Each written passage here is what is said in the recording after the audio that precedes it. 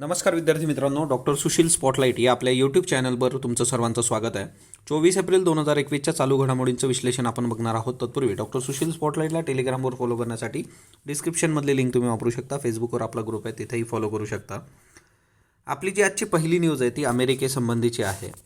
अमेरिकेमध्ये द्वेषमूलक गुन्ह्यांना चाप लावण्यासाठी विधेयक आणण्यात आलेलं आहे. एकंदरीत आशियाई वंशाच्या अमेरिकी नागरिकांवर द्वेषमूलक गुन्हे जे आहेत ते दाखल करण्याच्या घटना तिथं मोठ्या प्रमाणात वाढलेल्या आहेत आणि या करोना काळात वाढलेल्या आहेत. म्हणजे 2020पासून या घटनांमध्ये मोठ्या प्रमाणावर वाढ होते आणि एकंदरीतच आशियाई वंशाच्या अमेरिकी नागरिकांवर जे काही देशमूलक गुन्ह्यांच्या घटना वाढत आहेत तर त्याचा तपास करण्याच्या दृष्टीने तयार केलेलं एक विधेयक जे आहे त्याला सिनेटने 22 एप्रिल 2021 रोजी मंजुरी दिली आणि त्याच्यामुळे आता द्वेषपूर्ण गुन्ह्यांना लगाम घालण्यासाठी कायदा करणं आता शक्य होणार आहे. 2020मध्ये अमेरिकेमध्ये आशियाई अमेरिकी नागरिकांच्या विरोधामध्ये जवळपास 3800 द्वेषमूलक गुन्हे नोंदवण्यात आलेत आणि हे जे आहे ते स्टॉप AAPI हेट या चाचणीमधून समोर आलेलं आहे. पण एकंदरीतच आशियाई वंशाच्या लोकांना जे आहे की एकंदरच मधून तो विस्तार होणं करोना व्हायरसचा आणि मग आशियाई लोकांच्या बाबतीतमध्ये एक निगेटिव्ह ॲटिट्यूड निर्माण होणं अशा गोष्टी खूप कॉमनली आपल्याला बघायला मिळतात. त्याच्यानंतर अमेरिकेच्या बाबतीतच दुसरी न्यूज आहे जी विज्ञान तंत्रज्ञानाशी संबंधित आहे. ती म्हणजे नासाचं जे इंजिन्युइटी म्हणून हेलिकॉप्टर आहे त्यांनी दुसऱ्यांदा उड्डाण केलेलं आहे मंगळावर आणि याचं पहिलं उड्डाण जे होतं ते 19 एप्रिल 2021 रोजी आपण त्याची न्यूज बघितली होती.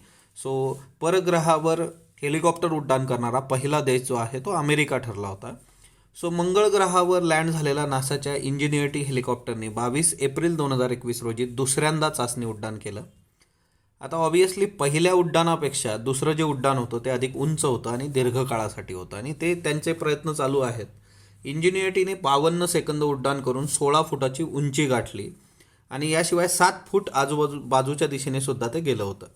पहिली चाचणी जी होती म्हणजे 19 एप्रिलला जी पहिल्यांदा त्यांनी उड्डाण घेतलं होतं तिच्यामध्ये त्यांनी 10 फुटाची उंची गाठली होती. इथं त्यांनी 16 फुटाची उंची गाठलेली, 6 फुटांनी ते वर गेलेलं आहे आणि पहिल्या चाचणीच्या वेळेस जवळपास 40 सेकंद एवढं ते उड्डाण होतं. आता हे 52 सेकंदाला गेलेलं आहे.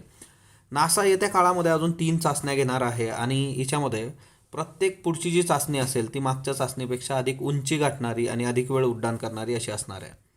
आता हिच्यामध्ये पर्सिवरन्स रोवरच्या साह्याने हे मंगळावर हेलिकॉप्टर उतरलं होतं तर तोही एक महत्त्वाचा रेफरन्स लक्षात ठेवा. त्याच्यानंतर फाल्कन रॉकेट जे आहे इलॉन मस्क यांच्या स्पेसएक्स कंपनीचं ते अवकाशवीरांसह आंतरराष्ट्रीय अवकाश स्थानकाकडे रवाना झालेलं आहे काल. सो इलॉन मस्क यांचं जे स्पेसएक्स आहे ते खाजगी अवकाश संशोधन कंपनी आहे बघा. ही एक प्रायव्हेट कंपनी आहे आणि त्याचं फाल्कन रॉकेट ड्रॅगन कुपीच्या साह्याने 4 अवकाशवीरांना घेऊन 23 एप्रिल 2021 रोजी इंटरनॅशनल स्पेस स्टेशनकडे रवाना झालेला आहे. आता या ड्रॅगन कुपीमध्ये अमेरिका, जपान आणि फ्रान्स या 3 देशांचे अवकाशवीर आहेत. 23 तासांचा प्रवास करून 24 एप्रिल रोजी म्हणजे आज ते आंतरराष्ट्रीय अवकाश स्थानामध्ये पोहोचणार आहेत आणि 6 महिने ते तिथं राहतील. आता नासाच्या मेगन मॅक आर्थर यांचे पती जे आहेत ते स्पेसएक्सच्या पहिल्या मानवी मोहिमेमध्ये सहभागी झाले होते आणि मेगन आर्थर या मानवी मोहिमेमध्ये सहभागी आहेत. सो त्यांच्यासाठी थोडं ऐतिहासिक आहे की आधी पहिल्या याच्यात स्पेसएक्सच्या याच्यात पती गेले होते, आता त्या जात आहेत. सो मेगन आर्थर एक लक्षात ठेवा. ड्रॅगन कुपी आणि रॉकेटचा फेरवापर म्हणजे रियुजेबल जे काही स्पेस व्हेकल आहे तर ते बनवण्यामध्ये या इलॉन मस्क यांच्या स्पेसएक्सला यश आलेलं आहे आणि ड्रॅगन कुपी आणि रॉकेटचा फेरवापर शक्य झाल्यामुळे आता खर्च जो आहे तो मोठ्या प्रमाणात वाचणार आहे. ओके, सो फाल्कन लक्षात ठेवा. त्याच्यानंतर तुमच्यासमोर ही जी व्यक्ती आहे ती महाराष्ट्रातल्या प्रत्येकाला शिक्षण क्षेत्र आणि त्याच्याशी निगडीत असल्यामुळे माहीत असेल बघा. अरुण निगवेकर आहे, डॉक्टर अरुण निगवेकर यांचं निधन झालेलं आहे आणि वय वर्ष 79. म्हणजे भारताच्या उच्च शिक्षणाची गुणवत्ता जी आहे ती उंचवण्यामध्ये आणि शिक्षणाचं आंतरराष्ट्रीयीकरण करण्यामध्ये महत्त्वाचं योगदान असणारे ज्येष्ठ शिक्षणतज्ज्ञ डॉक्टर अरुण निगवेकर यांचं निधन झालेलं आहे. 1977 पुणे विद्यापीठामध्ये भौतिकशास्त्राचे प्राध्यापक म्हणून ते रुजू झाले होते. 1990च्या दशकामध्ये पुणे विद्यापीठामध्ये बहुमाध्यम संशोधन केंद्राचं संचालक म्हणून पण त्यांनी काम बघितलेलं आहे. संज्ञापनशास्त्र कम्युनिकेशन सायन्स विभागाची त्यांनी विद्यापीठामध्ये स्थापना केली होती. 1998 ते 2000 या कालावधीत पुणे विद्यापीठाचे कुलगुरूपद सुद्धा भूषवलेलं आहे. 1998 ते 2000 ते कुलगुरू होते बघा पुणे विद्यापीठाचे. 2000 ते 2005 या कालावधीमध्ये UGCचे उपाध्यक्ष आणि अध्यक्ष म्हणून त्यांनी जबाबदारी निभावली होती.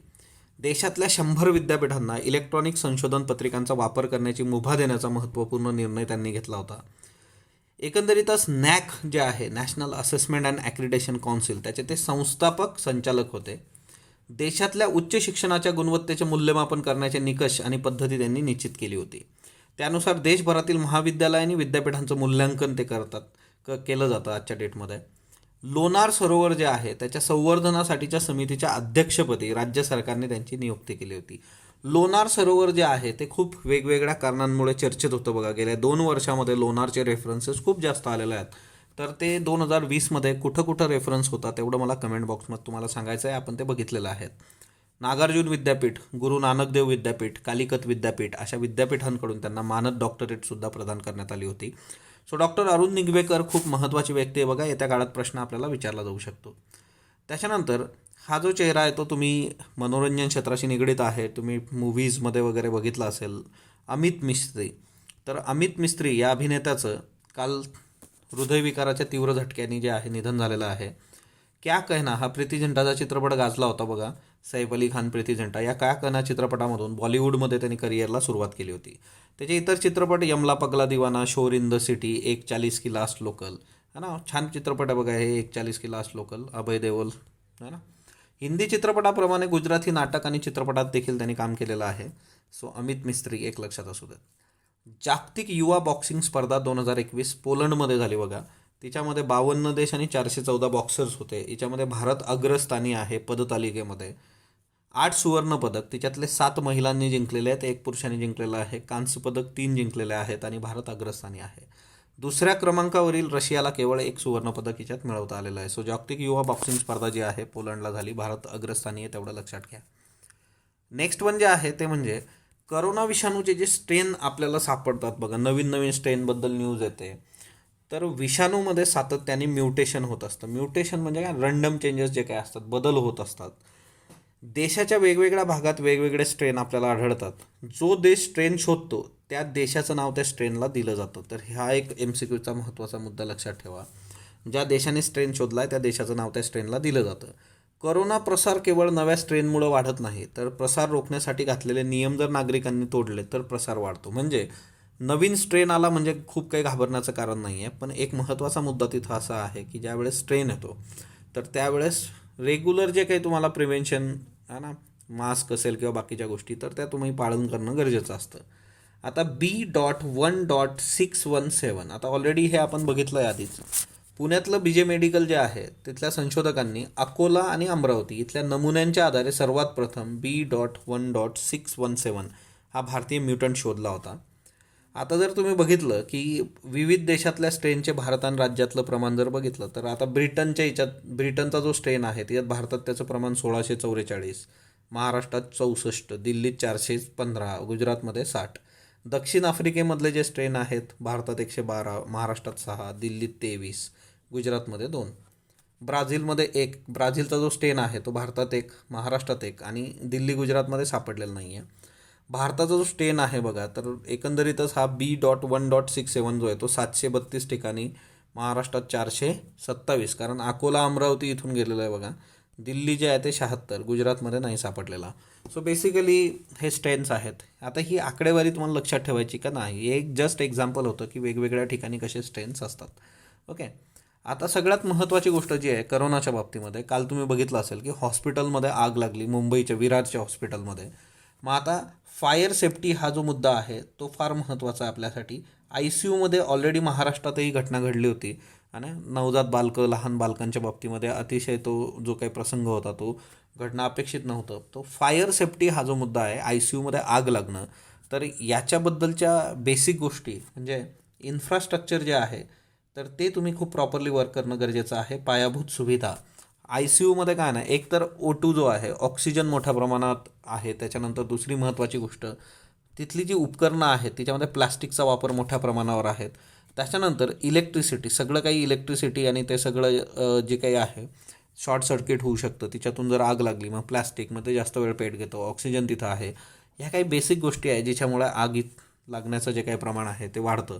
मग याच्यासाठी तुम्ही काही बेसिक गोष्टी करणं गरजेचं असतं, की एकंदरीतच मुंबईमध्ये विरारमध्ये जी घटना घडलेली आहे आणि त्याचे बरेचसे रेफरन्सेस येतात वेगवेगळ्या ठिकाणी, महाराष्ट्र असेल, गुजरात असेल, आंध्र प्रदेश असेल, हा ना, तिथं तिथं तुम्हाला वेगवेगळ्या ठिकाणी असे घटना ज्या आहेत फायरचा, तर तो एक महत्त्वाचं आहे. मग याच्यामध्ये सगळ्यात महत्त्वाची गोष्ट जी येते ती म्हणजे काय, की एकतर याच्यासाठीचे जे सूचना असतात म्हणजे पूर्वसूचना, फायर सेफ्टी, तर त्याच्यासाठी तुम्ही ऑलरेडी काम केलं पाहिजे. याच्यामध्ये सिव्हिल सर्वंट किंवा ब्युरोक्रॅटचा पण मेजर इश्यू आहे, की स्टेट ऑथॉरिटी जी असते त्या स्टेट ऑथॉरिटीनी ह्या गोष्टी ज्या आहेत त्या वेळोवेळी तपासणं, बघणं हे गरजेचं असतं. आणि त्या गोष्टी तुम्ही जर नाही केल्यात तर तिच्याने प्रॉब्लेम्स होऊ शकतो. आजच्या डेटमध्ये सगळ्यात महत्त्वाची गोष्ट जी आहे, की जे काही इक्विपमेंट्स असतील किंवा जी काही एक्झॉस्ट सिस्टीम असेल, म्हणजे सिंपल गोष्टी आहे. आय सी यूच्या बाबतीमध्ये त्यांनी जे काही की इक्विपमेंट्स असतील किंवा एक्झॉस्ट सिस्टीम असेल, हा ना, की आग लागल्यानंतर जे आहे की धूर कोंडला जातो, तर तो धूर कोंडला जाऊ नये त्याच्यासाठी पण तुमच्याकडे प्रॉपर एक्झॉस्ट सिस्टीम पाहिजे, व्हेंटिलेशन्स खूप प्रॉपरली पाहिजेत. त्याच्यानंतर म्हणजे पिरियॉडिक मेंटेनन्स पाहिजे सेफ्टी इक्विपमेंटचा, म्हणजे 15 दिवस, 1 महिना, 2 महिने ते रेग्युलरली बघितलं गेलं पाहिजे. ओके. त्याच्यानंतर इव्हॅक्युएशन प्लॅन म्हणजे काय असतं, की एकंदरीतच अशी जर सिच्युएशन आली, तुम्ही कसं बाहेर पडणार आहात आणि त्या सगळ्या गोष्टी ज्या आहेत तर ते फार महत्त्वाचं आहे. ओके. आणि एकंदरीतच असे पेशंट्स ज्यांना लाईफ सेव्हिंग इक्विपमेंट्स लावलेले आहेत त्यांना इव्हॅक्युएट कसं करणार तुम्ही, तर तोही एक महत्त्वाचा मुद्दा आहे, त्याच्यावरही काम झालं पाहिजे. तर तो एक फार महत्त्वाचा आस्पेक्ट याच्यात आहे.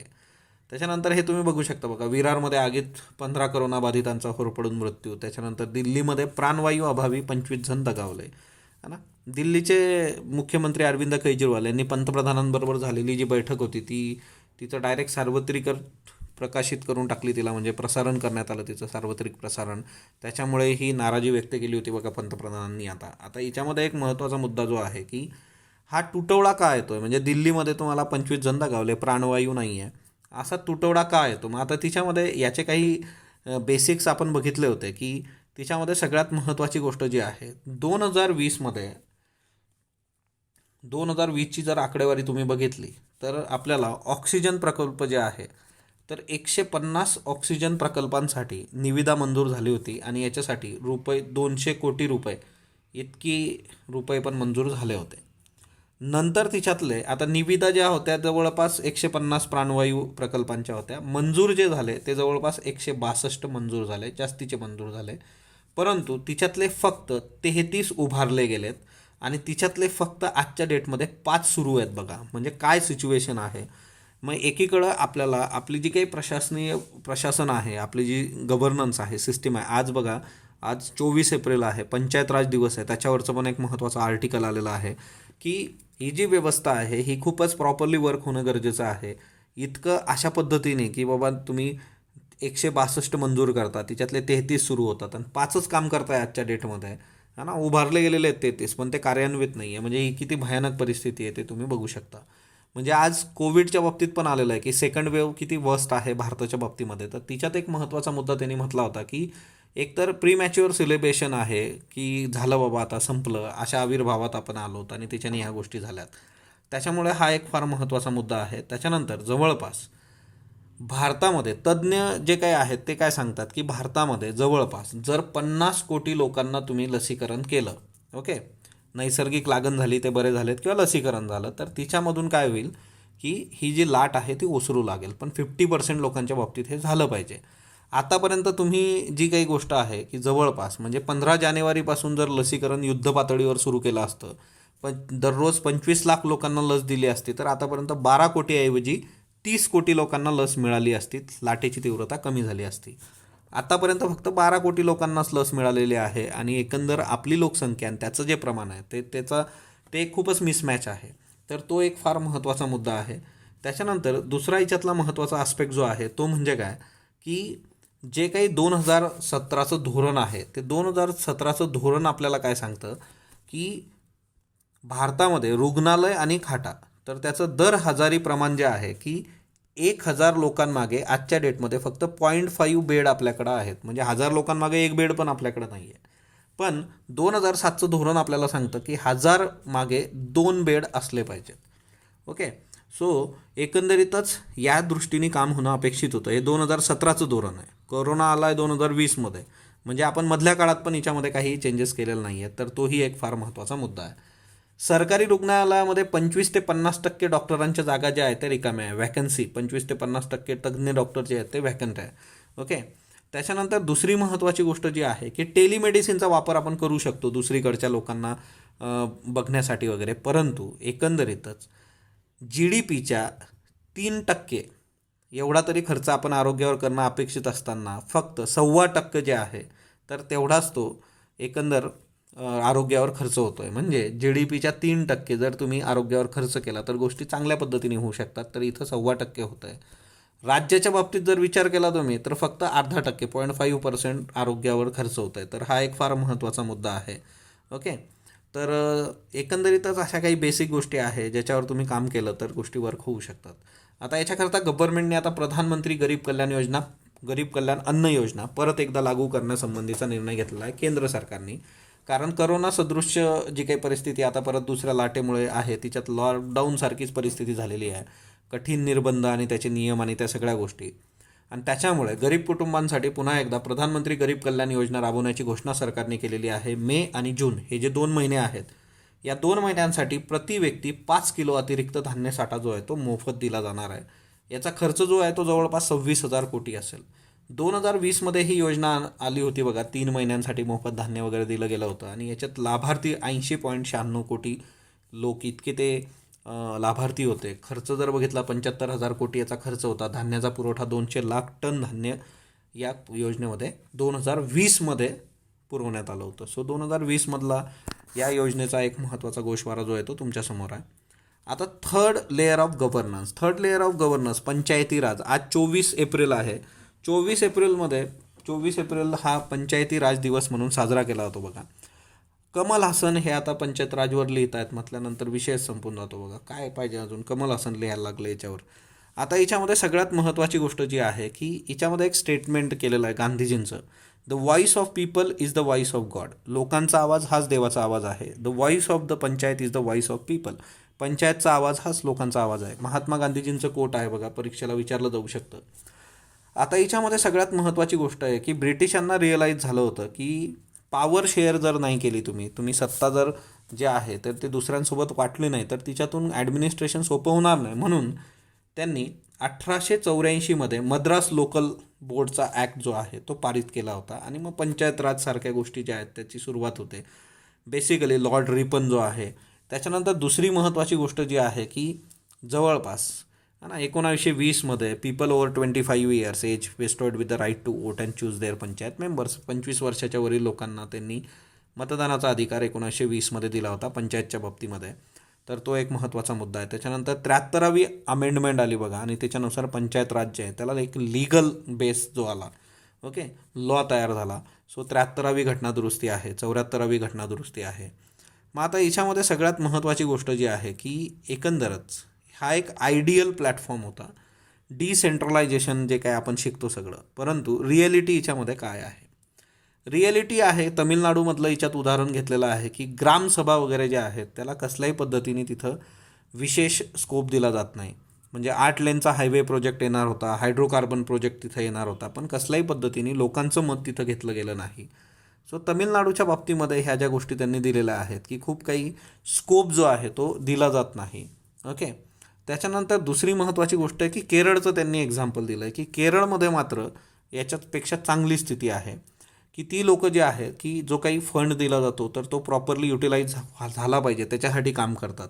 त्याच्यानंतर ज्या काही इलिजिबल अपॉइंटमेंट्स असतील, मेंबर अपॉइंटमेंट्स त्या केल्या जातात. त्याच्यानंतर दुसरी महत्त्वाची गोष्ट आहे की म्हणजे फंडिंग असू देत, काम असू देत पंचायतचं, तर केरळ चांगल्या पद्धतीने सपोर्ट करतं. तर तमिळनाडूने त्या पद्धतीने गोष्टी करणं अपेक्षित आहे. तर हा एक फार महत्त्वाचा याच्यातला मुद्दा आहे. त्याच्यानंतर दुसरी महत्त्वाची बाब त्यांनी जी दिली आहे तमिळनाडूच्या बाबतीमध्ये, तर लोकल बॉडी इलेक्शन जे आहे ते वारंवार पोस्टपोन करण्यात येत आहेत. 5 वर्षातून एकदा ते झाले पाहिजेत. तर तो एक महत्त्वाचा आस्पेक्ट. सो एकंदरीतच तमिळनाडूमधली जी काही पंचायत राजची स्थिती आहे ती खूप काही चांगली नाही आहे. डिसेंट्रलायझेशन आणि त्या महत्त्वाच्या बाबी ज्या आहेत त्या खूप प्रॉपरली वर्क होणं गरजेचं आहे. 24 एप्रिल आज पंचायत राज डे असल्यामुळे हे आर्टिकल आहे बघा. म्यानमारची जी लोकं आहेत ती आता एशियन देशांचं हे होणार आहे बघा, परिषद होणार आहे, ते एकत्र येत आहेत, भेटत आहेत, तर तिच्यामध्ये म्यानमारचे लोक रस्त्यावर उतरलेले आहेत आणि तिच्यात त्यांचं म्हणणं आहे की तुम्ही आम्हाला सपोर्ट करा एशियन देशांनी, आणि एकंदरीतच जे काही तिथले लष्कराचे है ना सर्व आहेत, मिंग ऑंग हिलांग, त्यांना अरेस्ट करा, please help us to arrest Min Aung Hlaing. Okay, तर यांना अटक करणं हे एक बेसिक आहे. तसं युरोपियन युनियन, UK यांनी सँक्शन जे आहेत की ते टाकलेले आहेत बघा या लष्करी राजवट आणि त्याच्यासंबंधी. सो बघू येत्या काळामध्ये काय होतं. तर ही लोक रस्त्यावर आहेत आता, एशियन कंट्रीज आणि बाकीचे ज्या काही कंट्रीज आहेत ते कशा पद्धतीने हेल्प करतात त्यांना.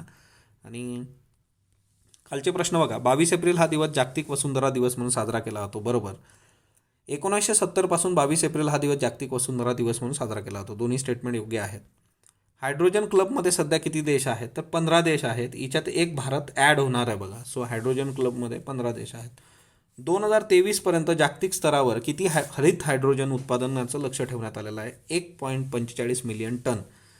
एम नरसिंहम यांच्याबद्दल बिनचूक विधान निवडा. भारतीय रिझर्व्ह बँकेचे 13वे गव्हर्नर होते, बरोबर. त्यांच्या अध्यक्षतेखालील नरसिंहम समितीमुळे भारतात वित्तीय क्षेत्रात कार्यक्षम आणि मुक्त बँकिंग प्रणालीचा पाया रचला गेला, बरोबर. बॅड बँक या संकल्पनेचे जनकत्व त्यांच्याकडे जातं. सो तीनही स्टेटमेंट जे आहेत ते योग्य आहेत. जायंट ऑफ आफ्रिका कोणाला म्हटलं जातं, नायजेरियाला म्हटलं जातं. प्रेस स्वातंत्र्यता निर्देशांक जो आहे त्याच्यात भारत कितवा आहे, 142वा क्रमांक आहे. आजचे प्रश्न घ्या. बासुंदीसाठी प्रसिद्ध उजनी गाव कोणत्या जिल्ह्यात स्थित आहे, कोल्हापूर, लातूर, सोलापूर, सांगली. अनधिकृत बांधकामे व लेआउट अधिकृत करण्यासाठीची गुंठेवारी योजना कधी सुरू झाली, 2021, 2001, 2020, 2015. जागतिक पुस्तक दिन 23 एप्रिलला साजरा केला जातो. युनेस्कोने 1970 पासून 23 एप्रिल हा जागतिक पुस्तक दिन साजरा करायला सुरुवात केली. फक्त अयोग्य, बयोग्य, अबयोग्य यापैकी नाही. 2022पर्यंत 175 गिगावॅट नूतनीकरण ऊर्जा निर्माण करण्याचं भारताचं लक्ष आहे. 175 गिगावॅट नूतनीकरण ऊर्जेपैकी 100 गिगावॅट पवन ऊर्जा निर्माण करण्याचं 2022पर्यंत भारताचं लक्ष आहे. फक्त अचूक, फक्त बचूक, अबचूक यापैकी नाही. ऑल इंडिया रेडिओ भारताच्या भौगोलिक क्षेत्रफळाचा विचार करता किती विस्तारला आहे, 90%, 99%, 92%, 100%. याचे उत्तर तुम्ही कमेंट बॉक्समध्ये देणार आहात. स्पॉटलाईटला जो तुम्ही प्रतिसाद देता त्याबद्दल मी आपला आभारी आहे. स्पॉटलाईटला लाईक करा, शेअर करा, सबस्क्राईब करा. धन्यवाद विद्यार्थी मित्रांनो.